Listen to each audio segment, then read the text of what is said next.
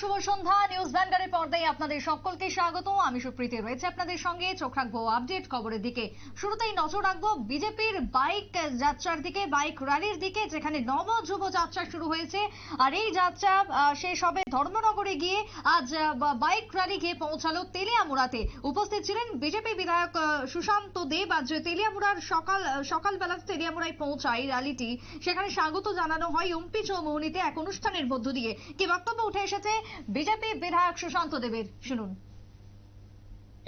রাজ্যের প্রত্যেকটা অংশের যুবক যুবতী ভাই বোনদেরকে এক সূত্রে বেঁধে আমাদের রাজ্য সরকারের, রাজ্যের মুখ্যমন্ত্রীর যে স্বপ্ন, এক ত্রিপুরা শ্রেষ্ঠ ত্রিপুরা, আমরা সবাই মিলে আমাদের রাজ্যকে শ্রেষ্ঠ ত্রিপুরায় পরিণত করব।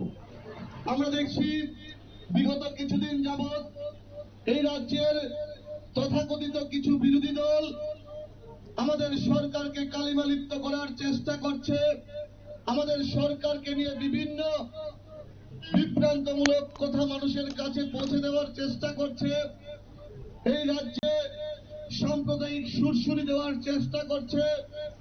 আমি প্রত্যেকটা যুব মোর্চার ভাইকে অনুরোধ করব, আমাদেরকে এককট্টা হয়ে এই ষড়যন্ত্রকারীদের বিরুদ্ধে লড়াই করতে হবে এবং এই ষড়যন্ত্রকারীদের মুখে ছামা গছে দিতে হবে।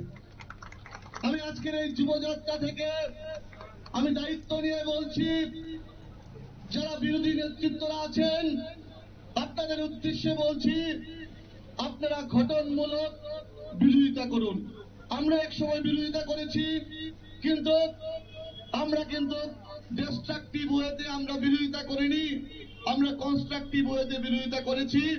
আমি আপনাদেরকেও বলবো, যদি আপনারা এই রাজ্যের শান্তির পরিবেশকে বিনষ্ট করার চেষ্টা করেন, যুব মোর্চা কিন্তু রাজপথে নেমে গেছে। আমরা ডক্টর শ্যামাপ্রসাদ মুখার্জির ভারতীয় জনতা পার্টি করি। উনি বলেছিলেন, অন্যায় প্রতিবাদ করো, যদি প্রতিবাদে কাজ না হয় প্রতিরোধ করো, যদি প্রতিরোধে কাজ না হয় আমরা যুব মোর্চা প্রতিশোধ নিতে রাজি আছি। আমরা কিন্তু চুপ করে ঘরে বসে থাকবো না। আমি প্রত্যেকটা যুব ভাই বোন।